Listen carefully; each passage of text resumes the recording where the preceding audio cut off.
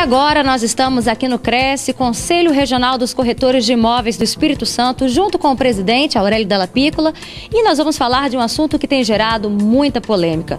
Presidente, afinal de contas, é certo, é errado a construtora ou incorporadora cobrar a responsabilidade do serviço de corretagem que ela contratou, cobrar isso do comprador?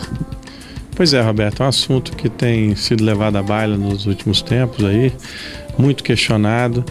E realmente, se a construtora ou incorporadora, seja quem for, contratou um serviço de um profissional, ela tem que arcar. Não é certo que ela transfira essa responsabilidade a outra. No caso, por exemplo, de um imóvel de 300 mil, se houver uma remuneração de 6% de honorário de intermediação, por exemplo, será R$18 mil. Esse R$18 mil será pago por quem contratou, no caso, a incorporadora ou construtora que assim contratou.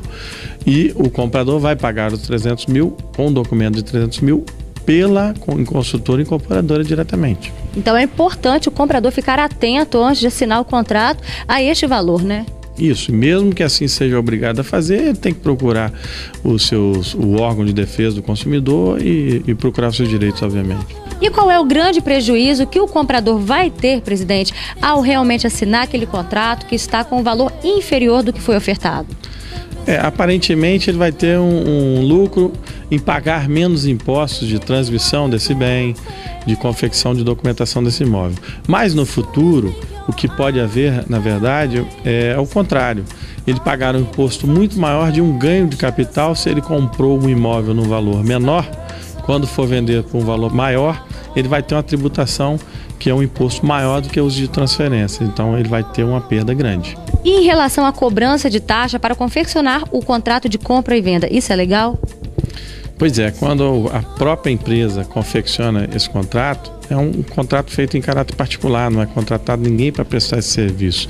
Então isso também não deve ser cobrado, a pessoa deve procurar os seus direitos, mesmo que seja imposto a ela assim proceder. O Cresce, enquanto instituição, ele é um órgão orientador de forma macro. Ele elabora a legislação, orientação de uma forma geral.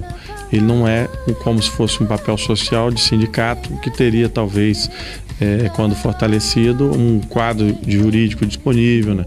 Mas não se furta, na medida do possível, em que for demandado, a tentar colaborar de uma forma ao menos indicar aonde a pessoa procurar, pesquisar e se informar. Que o ideal é que esteja assessorado por um profissional de confiança dele, um corretor de imóveis, um consultor imobiliário, um gestor imobiliário da área, que seja de confiança ou indicado por um amigo que já foi bem atendido.